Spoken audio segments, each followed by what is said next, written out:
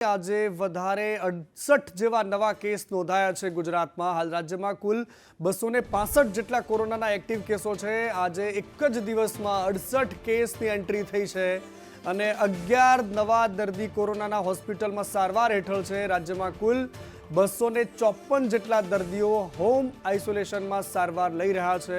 ગુજરાતમાં કોરોનાના કેસ દિવસે ને દિવસે વધી રહ્યા છે। ખૂબ જ ચિંતાજનક આંકડો સામે આવી રહ્યો છે। રોજે રોજ કેસની સંખ્યામાં વધારો થઈ રહ્યો છે। જો કે સદનસીબે મોતના આંકડાઓ ગુજરાતથી સામે નથી આવ્યા, પરંતુ એક નાની બાળકી જે એક જ દિવસની છે અત્યારે ઓક્સિજન પર છે। એક 6 મહિનાની દીકરી છે, એ પણ અત્યારે સારવાર હેઠળ હોસ્પિટલમાં છે।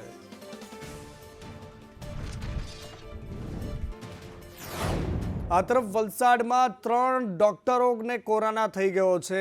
જીએમઈઆરએસમાં મેડિકલ કોલેજના ડોક્ટરોને કોરોના થઈ ગયો છે। એક પુરુષ અને 2 મહિલા રેસિડેન્ટ ડોક્ટરોને કોરોના સંક્રમણ થયું છે। ડોક્ટરને સ્ટાફ ક્વાર્ટરમાં આઇસોલેટ કરવામાં આવ્યા છે। જિલ્લામાં કોરોનાના કુલ 4 પોઝિટિવ કેસ નોંધાયા છે। અને અમદાવાદની વાત કરીએ તો અમદાવાદમાં પણ કોરોનાના ધડાધડ કેસ વધી રહ્યા છે। એક દિવસની બાળકીને કોરોના છે। નવજાત બાળકીનો કોરોના રિપોર્ટ પોઝિટિવ આવ્યો છે। સોલા સિવિલમાં બાળકી અત્યારે સારવાર લઈ રહી છે। કોરોનાગ્રસ્ત મહિલાએ બાળકીને જન્મ આપ્યો અને એટલા જ માટે એ દીકરીને પણ અત્યારે કોરોના થયો છે। સોલા સિવિલ હોસ્પિટલમાં કોરોનાના 2 દર્દી દાખલ છે।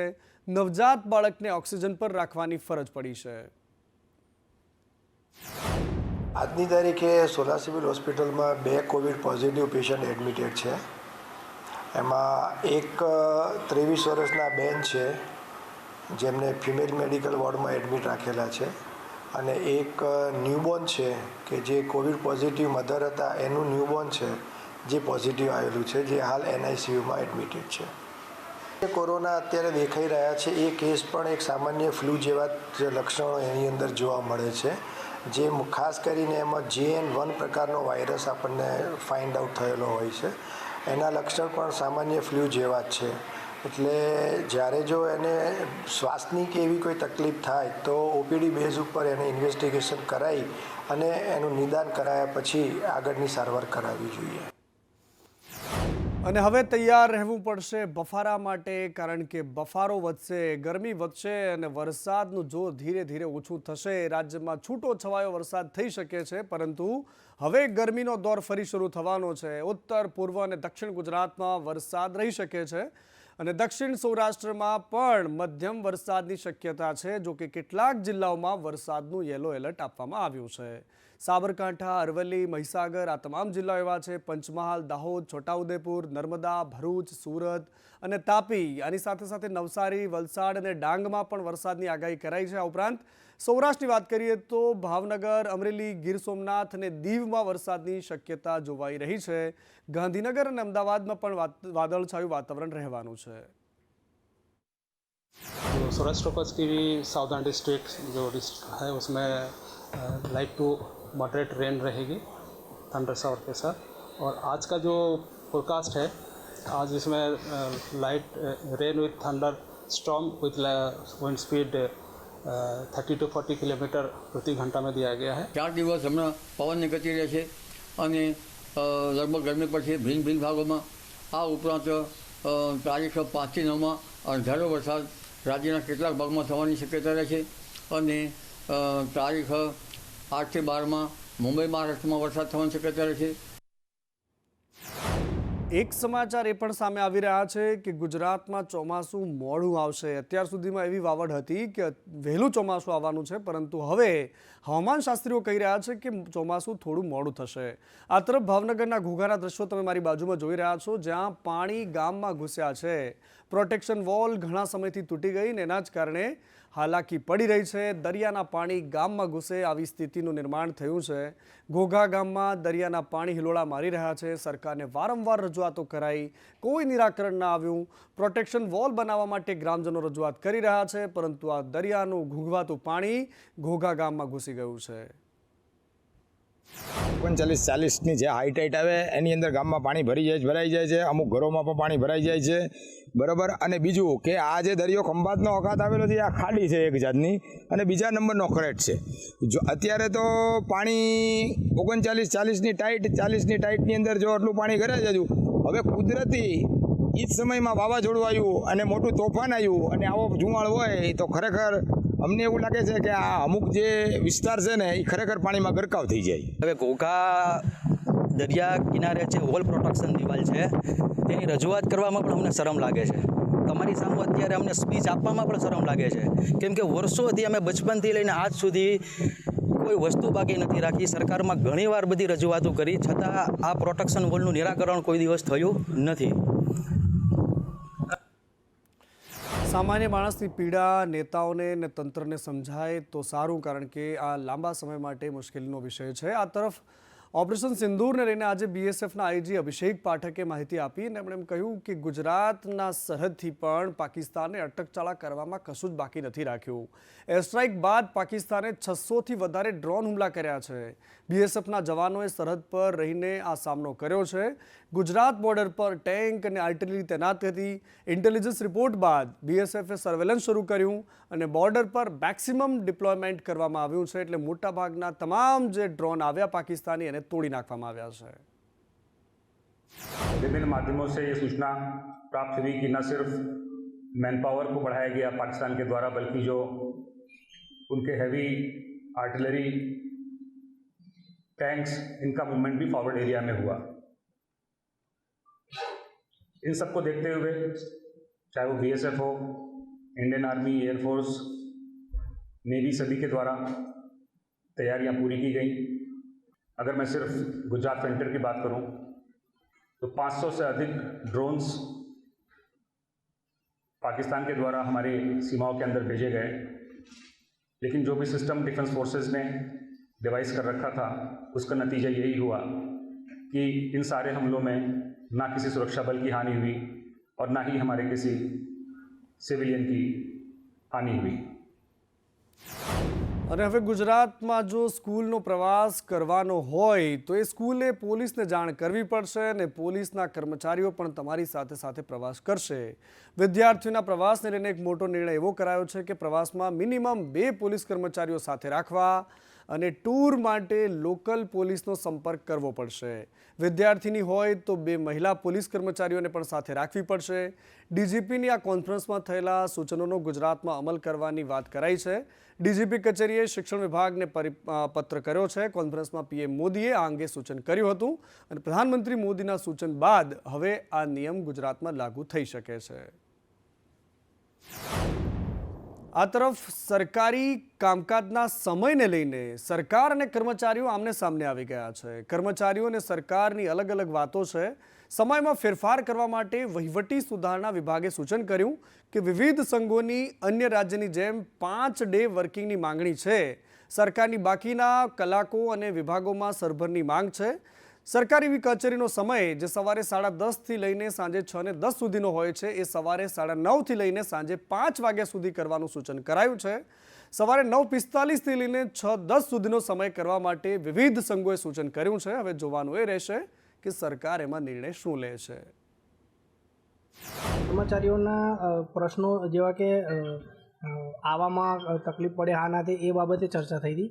ત્યારબાદ મંડળોએ સૂચન કર્યું કે જો આ સુધારો કરવાનો હોય તો જે 9:30નો સમય છે એ 9:30 થી 6:10 રાખો તેમાં કર્મચારીનો વાંધો નથી, પરંતુ 5 ડેનું વીક કરો એટલે એક અઠવાડિયું 5 શનિવાર તમામ શનિવાર રજા રહે. તેનાથી સરકાર અને કર્મચારીઓને પણ ફાયદો થાય છે અને સાથે સાથે નાગરિકોને પણ ફાયદો. આ તરફ અમરેલીના બાબરામાં એક રક્ષક જ ભક્ષક બન્યો છે. એક પોલીસ કર્મચારીએ સગીરા પર દુષ્કર્મ કર્યું છે અને એની ફરિયાદ નોંધાઈ છે. 14 વર્ષની સગીરા સાથે એક પોલીસ કર્મચારીએ દુષ્કર્મ કર્યું છે અને આ પોલીસ કર્મચારીનું નામ છે રવિરાજસિંહ ચૌહાણ. એમની સામે એફઆઈઆર થઈ છે. બાબરા પોલીસ સ્ટેશનમાં ફરિયાદ નોંધાઈ છે. અને ખાખી કપડાં પહેરો પછી તમને કોણ પૂછનારું છે એવો વટ કેટલાક પોલીસ કર્મચારીઓમાં હોય છે અને કદાચ એ જ વટ એમને જેલના સળિયા સુધી લઈને જાય છે. સુરેન્દ્રનગરમાં પીએસઆઈ સહિત 7 પોલીસ કર્મચારીઓ સામે ગુનો નોંધાયો છે. એન્કાઉન્ટરના કેસમાં 4 વર્ષ બાદ પીએસઆઈ સહિત 7 પોલીસ કર્મચારીઓ સામે એફઆઈઆર થઈ છે અને આ ફરિયાદ દાખલ કરવા પાટડી કોર્ટે હુકમ કર્યો હતો. ત્યારબાદ આ કાર્યવાહી થઈ છે. બજાણા પોલીસ સ્ટેશનમાં 7 લોકો સામે હત્યાનો ગુનો નોંધાયો છે. તમને યાદ હશે કે ગેડિયામાં હનીફ ખાન અને એના દીકરાનું એન્કાઉન્ટર થયું હતું. મૃતકની દીકરીએ કોર્ટના દરવાજા ખખડાવ્યા અને આખરે આ ન્યાય મળ્યો છે. હવે વાત ખેડાની કરવી છે. ખેડાના ચાંદાણા ગામે સામાન્ય બાબતે હત્યા થઈ છે. પાણી ઢોળવાની બાબતમાં એક યુવકની હત્યા કરી દેવામાં આવી. બે પરિવારો આમને સામને આવી ગયા. ઉગ્ર બોલાચાલી થઈ અને બોલાચાલી બાદ બંને પરિવારોએ સામસામે મારામારી થઈ. મુકેશ પટેલે પાઇપ મારી અને સુનિલ પટેલની હત્યા કરી છે. ખેડા ટાઉન પોલીસે ફરિયાદ નોંધીને તપાસ હાથ ધરી છે. મુકેશ પટેલ, ભદ્રેશ પટેલ સામે ફરિયાદ નોંધાઈ છે. જે મરનાર છે એ મારા ભાઈ છે નાનો, અને 2 વર્ષથી હમણાં આ લોકો પજવે છે. 2 વર્ષથી આ ગંદકી અમારા ઘર આગળ નાખે છે અને મારો હારો પાઇપલાઇન મારવા આ બીજી વાર આવ્યો. પહેલાં તો મારા ભાઈનો માર્યો તો 1 વાર, બીજી વાર મારવા આવ્યો તો બીજી વાર એના માથામાં પાઇપ મારીને એણે મારી નાખ્યો એ ભાઈએ. અને એ જ કારણ છે. અને અમે અમારા ઘર આગળ કચરો કેમ ન નાખવા દઈએ? એના ઘર આગળ કચરો નાખે, મારા ઘર આગળ શું લેવા નાખે? બરાબર, એ જ કારણ છે. કચરો નાખવાની વાતમાં હત્યા સુધી મામલો પહોંચી જાય છે. બીજી બાજુ સુરતમાં માતાના પ્રેમીની એના દીકરાએ હત્યા કરી નાખી. ગોડાદરામાં ચપ્પુના ઘા ઝીકીને હત્યા કરવામાં આવી છે. પહેલાં તો સ્ટોરીને ઊંધી ફેરવવામાં આવી. માતા સાથે પ્રેમ સંબંધ રાખનારા યુવકની હત્યા કરાઈ છે. હત્યા બાદ માતાએ પોલીસને ગેરમાર્ગે દોરી. એણે કહ્યું કે કોઈ અજાણ્યા વ્યક્તિએ હત્યા કરી છે. પોલીસ દ્વારા એનું ખોટું રટણ ચાલુ રહ્યું. પોલીસે કડક પૂછપરછ કરી તો હકીકત સામે આવી કે પ્રેમી રાજેન્દ્રની હત્યા એના જ પુત્ર વિશાલે કરી છે. પોલીસે હત્યારા પુત્ર વિશાલની ધરપકડ કરી લીધી છે.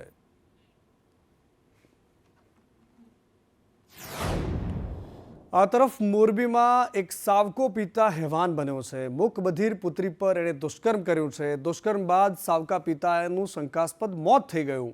પિતાના મૃતદેહને પણ પીએમ માટે હોસ્પિટલમાં ખસેડાયો છે. મોરબી તાલુકા પોલીસે તપાસ હાથ ધરી છે.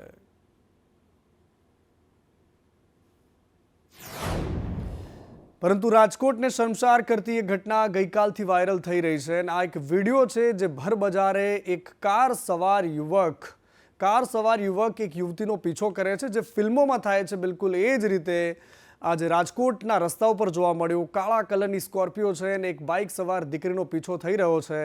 અને ત્યાં સુધી કે 1 કિલોમીટરો સુધી એની પાછળ ભાગતો રહ્યો અને નીચે પાડી નાખવા માટે એના વાળ પકડે છે પહોંચીને. યુવતીએ વિડીયો બનાવતી રહી અને એણે કહ્યું કે એણે મારા વાળ ખેંચ્યા છે. જો કે મામલો સામે આવ્યો ત્યારબાદ પોલીસે આ બંને પક્ષો વચ્ચે સમાધાન કરાવી દીધું. હવે સવાલ એ ઉઠી રહ્યો છે કે આ પ્રકારની ઘટનાઓમાં પણ જો પોલીસ માત્ર ને માત્ર પંચ બનતી રહેશે તો કાયદો અને વ્યવસ્થાની જવાબદારી કોણ સંભાળશે? પોલીસે શા માટે આમાં સુઓ મોટો ના લીધી, કોઈ દાખલારૂપ કાર્યવાહી ન કરી, બંને પાર્ટીઓના સમાધાન કરાવીને મામલાને રફે દફે કરાવી દીધો? આ પ્રકારની ઘટનાઓના કારણે જ રાજકોટ જેવા શહેરમાં લોકોને અસુરક્ષાનો ભાવ પેદા થાય છે. અને આ તરફ રાજકોટમાં વેરા વસૂલાત માટે પોલીસને નોટિસ આપવામાં આવી છે. અંદાજે 14 કરોડની રિકવરી પોલીસ પાસેથી લેવાની બાકી છે અને એટલા જ માટે નોટિસ ઇસ્યુ કરાઈ છે. સ્ટેન્ડિંગ કમિટીના ચેરમેન જયમીન ઠાકરે કહ્યું કે રેલવે સહિતના વિભાગોએ ટેક્સના પૈસા ચૂકવ્યા છે અને પોલીસની મિલકતો અંગે વેરા વસૂલાતની કામગીરી ચાલી રહી છે. વેરા વસૂલાત માટે નોટિસ ઇસ્યુ કરવામાં આવી છે. રાજકોટની પોલીસ વેરો નથી ભરતી.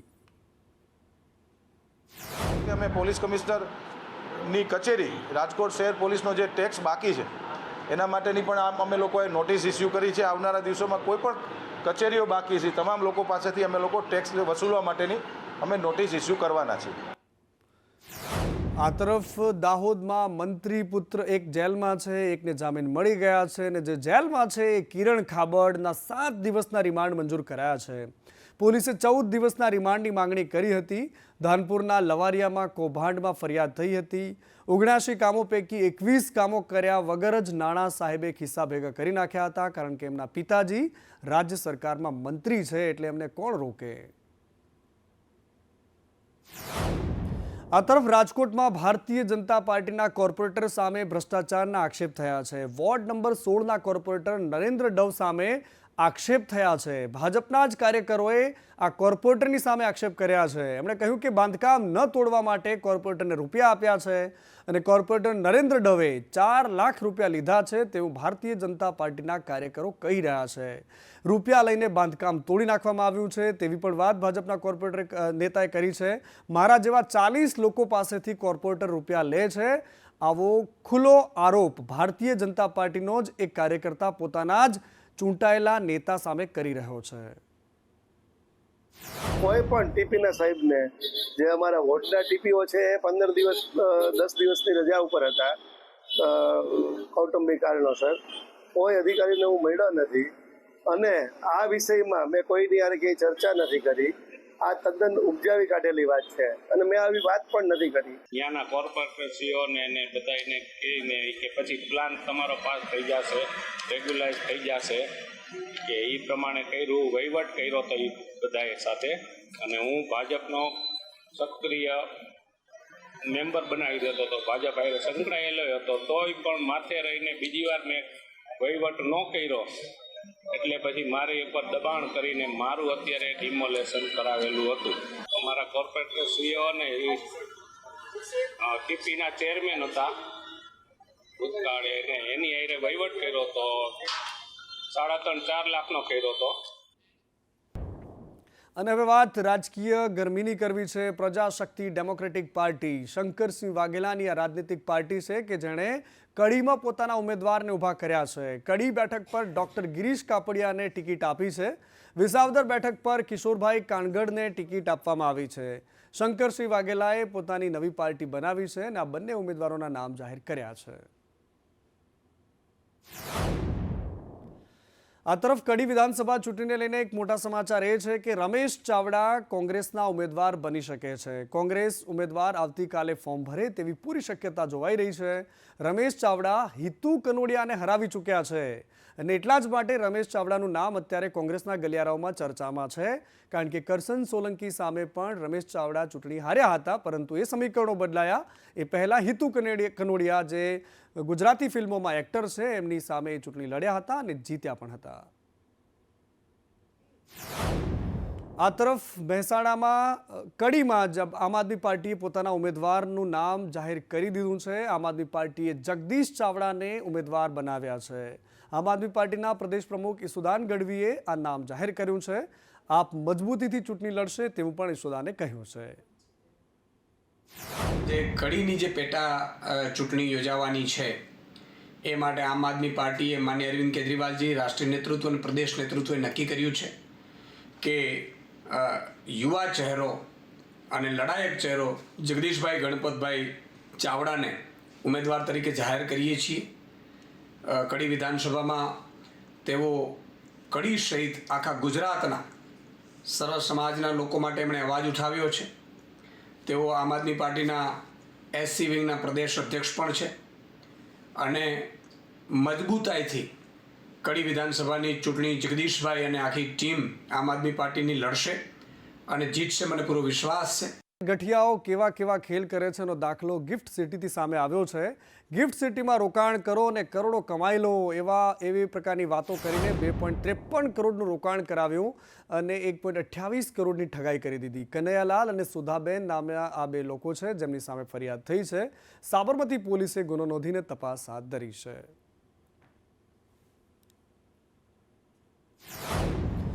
આ તરફ સુરતમાં 200 કરોડના સાયબર કૌભાંડમાં કાર્યવાહી થઈ છે. ઉધના પોલીસે મયુર ઇટાલિયાની ધરપકડ કરી છે. અગાઉ પોલીસે 2 આરોપીઓની ધરપકડ કરી હતી. મયુરે અનેક લોકોના બેંક એકાઉન્ટ ભાડે લીધા હતા.